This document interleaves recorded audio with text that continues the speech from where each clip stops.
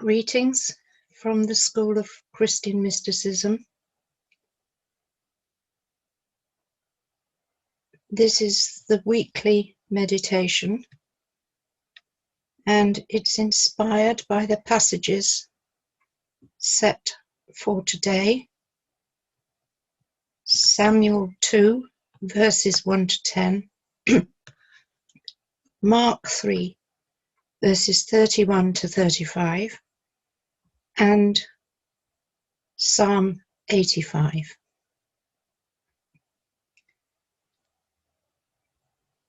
The meditation is inspired particularly by the story of Hannah. Hannah, a prophetess and mother of Samuel, whose song, which we read this morning, was the inspiration for the Magnificat of Mary, the mother of Jesus, which she prayed during her visit to Elizabeth, mother of John the Baptist. And Tim spoke of the significance of that meeting. So let's begin our meditation, or continue our meditation, by turning to the breath. Be aware of the weight of your body on your seat and your feet on the floor, and take 3 breaths, directing that breath to anywhere in your body where you are aware of tension, and allow that breath to relax the tension.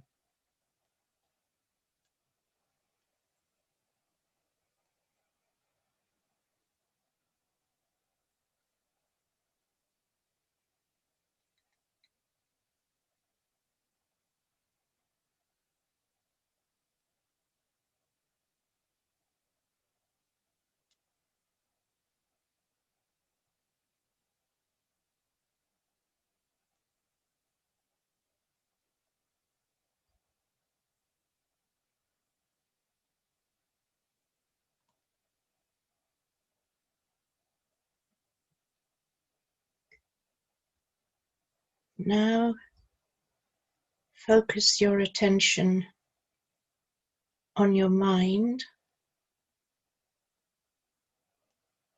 and if there is disquiet,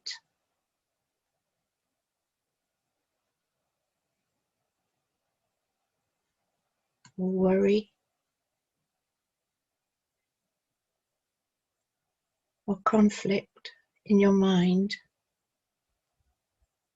allow the 3 breaths to dissolve those doubts and fears.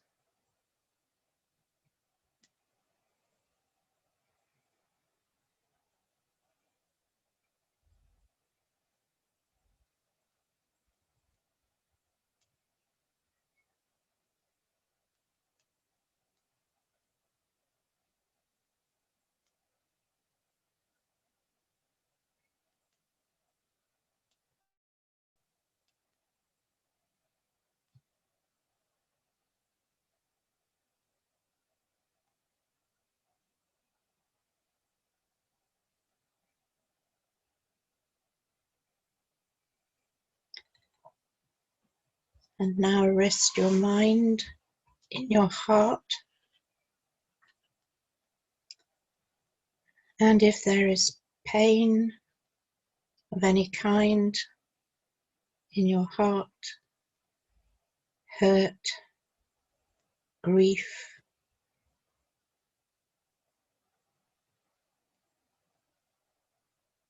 then direct the breath and allow it at least for the time, to wash away that pain.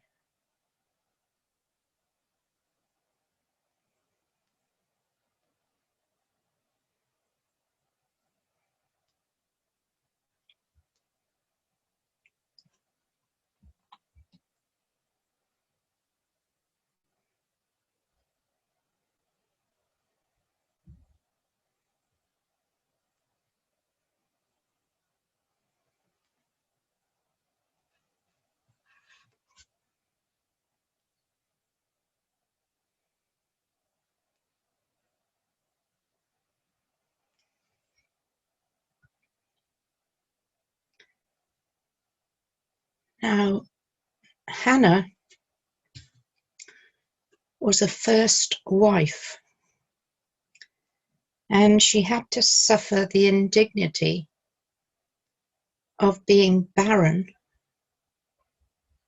while the second wife was bearing many children. She prayed and prayed constantly in steadfast faith,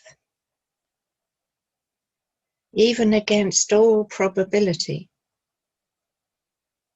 that God would grant her a child.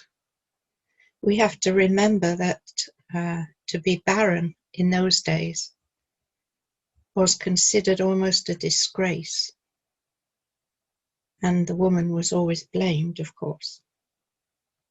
So she prayed and prayed, and eventually, and against all expectation, she became pregnant with Samuel. And as soon as Samuel was born, in gratitude, she gave him to the Lord. She surrendered him to be trained for the priesthood, though she was in constant touch with him. And thereafter, she had 6 more children. She discerned in her own experience the active power of God, which is responsible for everything, and in whose loving purposes we need to learn to trust. And that is what she expresses in the wonderful song which we read earlier. For me, it brought to mind that beautiful image from last week's liturgy, Tim's image of the cloud. Be a cloud in the wind of God. Clouds go where the winds take them, rising on the thermals, falling as rain. Their power is in the wind and their closeness to it.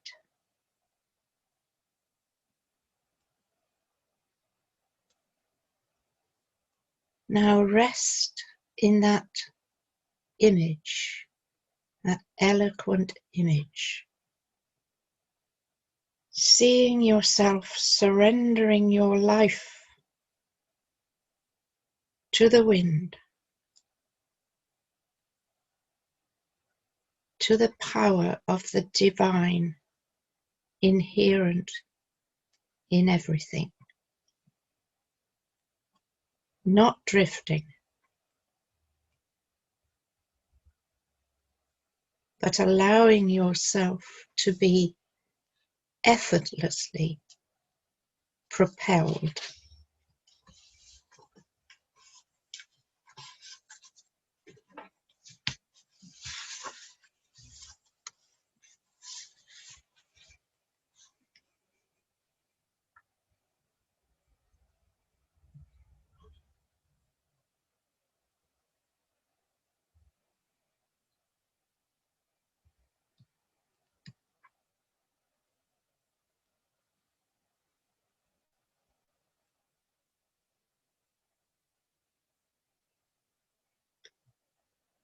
See your life being directed by the wind of the divine.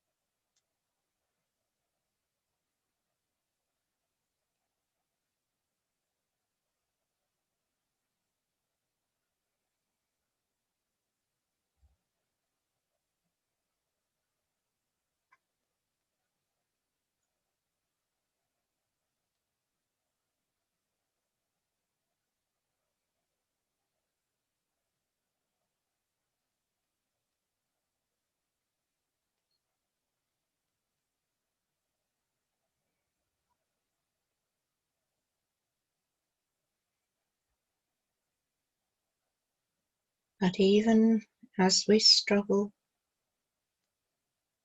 to surrender control, to allow things to happen, knowing that all is in the hands of the divine power. All is well. while things work themselves out to our way of thinking. But then something happens to us, something difficult, something painful, or we become oppressed by the constant stories of horrors going on in the world. I don't need to enumerate them, you know them all. And we doubt and we question. Why are things like this allowed to happen?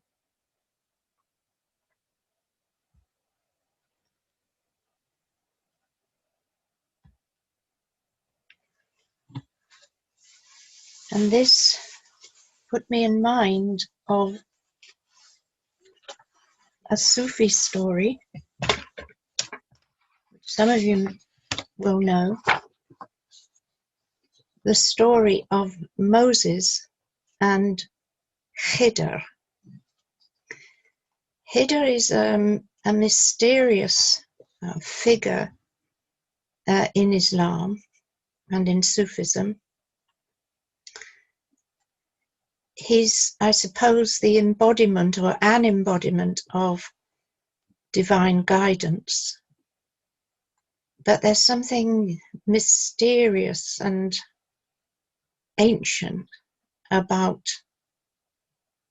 him, about this spirit. There are associations with Saint George,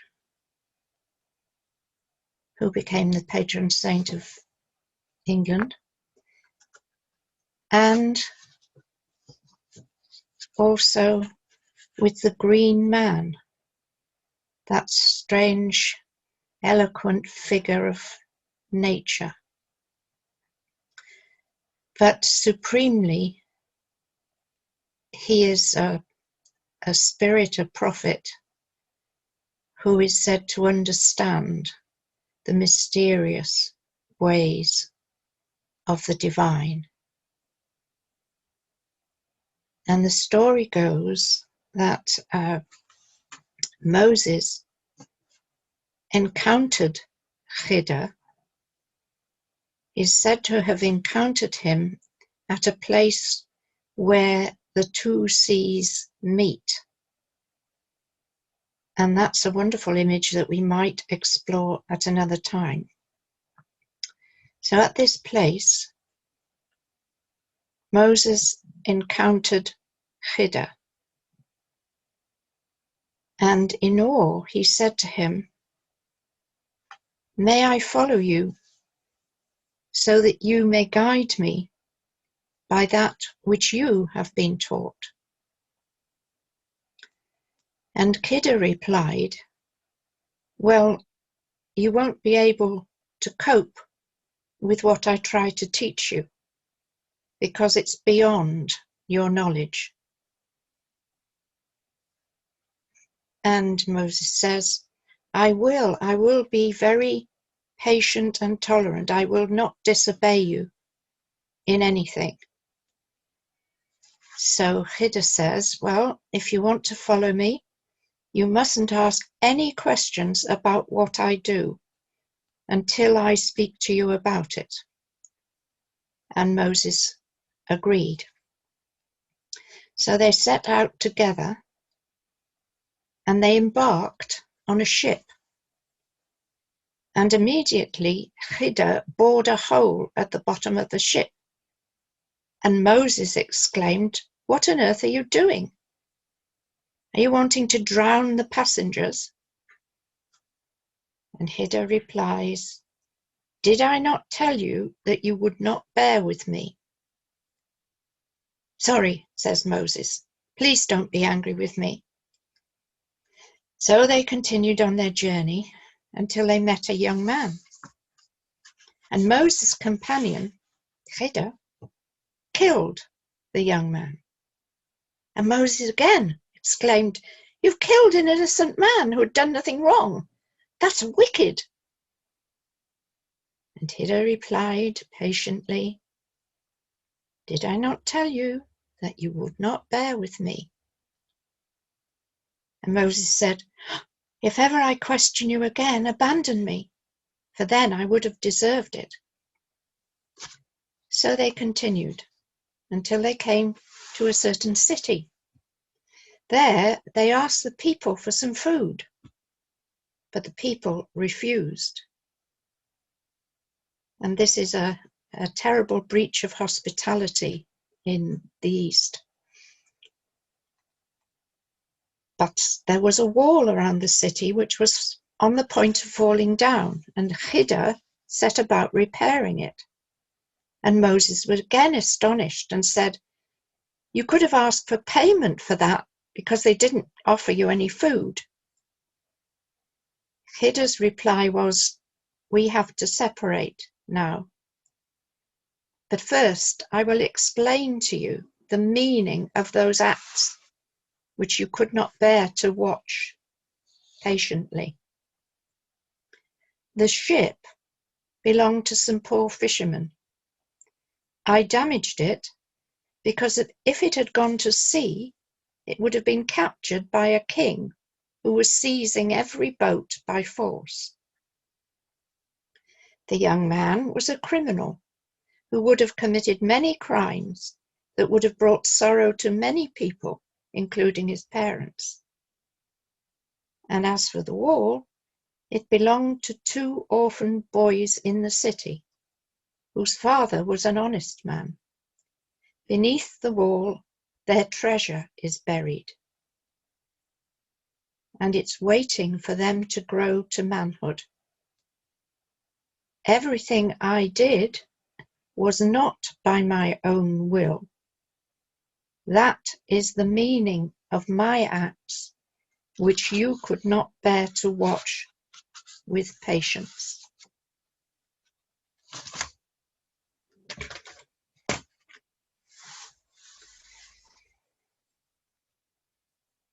So you might reflect on this story and how it might apply to your own life.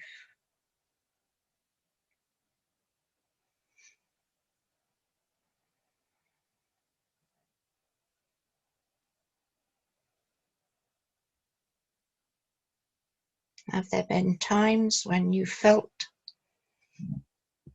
things happened that were unfair and unjust and made you doubt the good purposes of the divine?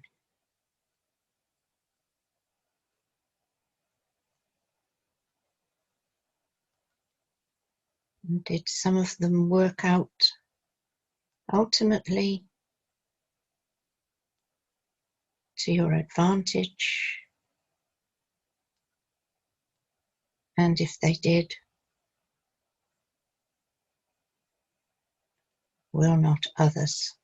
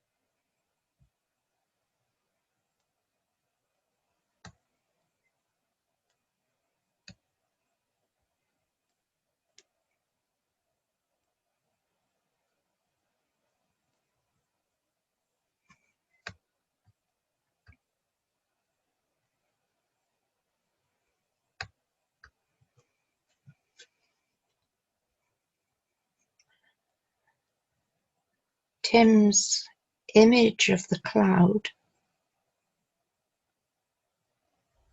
ended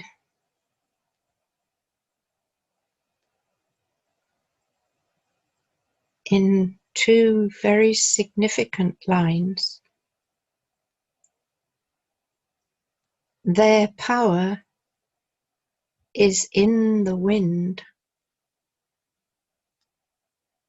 and the closeness to it.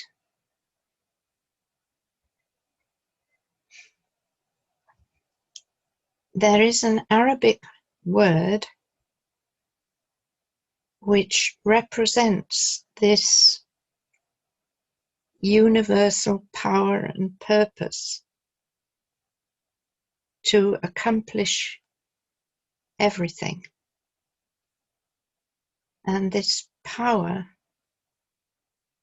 is as close to you as your jugular vein. This is the power of trust. Remember the great trust that Mary had to go through a socially unacceptable set of actions. The word is Qawi, Qawi. I think that Tim used a similar word from Aramaic or Hebrew a few weeks ago, Qawi, and we can turn it into a practice to help us when we are doubting the ultimate purpose of some of the things we endure and others endure. So we use the breath again, breathing in Ka, Qawi, breathing out we. And as we do so, we rest in that universal power.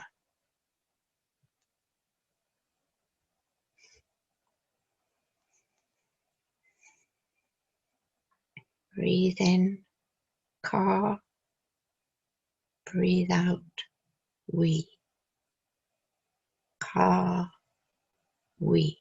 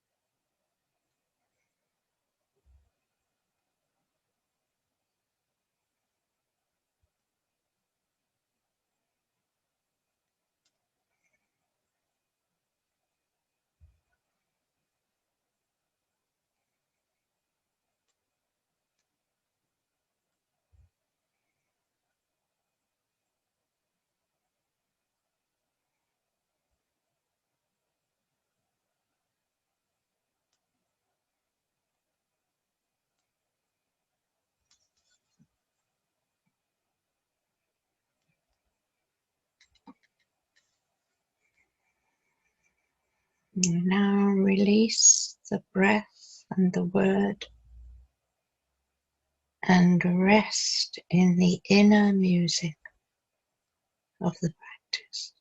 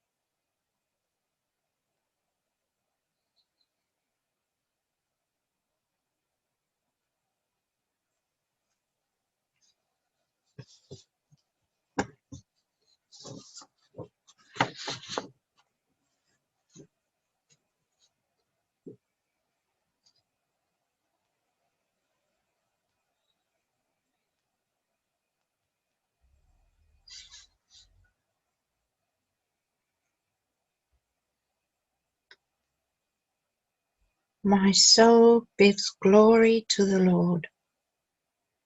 My spirit delights in God, my Saviour. He has taken note of me, even though I am not considered important. From now on, all people will call me blessed.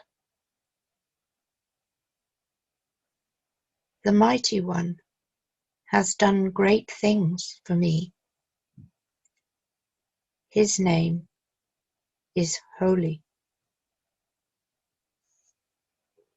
He shows his mercy to those who have respect for him, from parent to child, down through the years.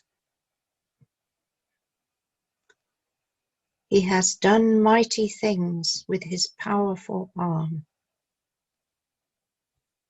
He has scattered those who are proud in their deepest thoughts. He has brought down rulers from their thrones, but he has lifted up people who are not considered important. He has filled with good things those who are hungry, but he has sent away empty those who are rich. He has helped the people of Israel who serve him. He has always remembered to be kind. To Abraham and his children down through the years, he has done just as he promised to our people of long ago.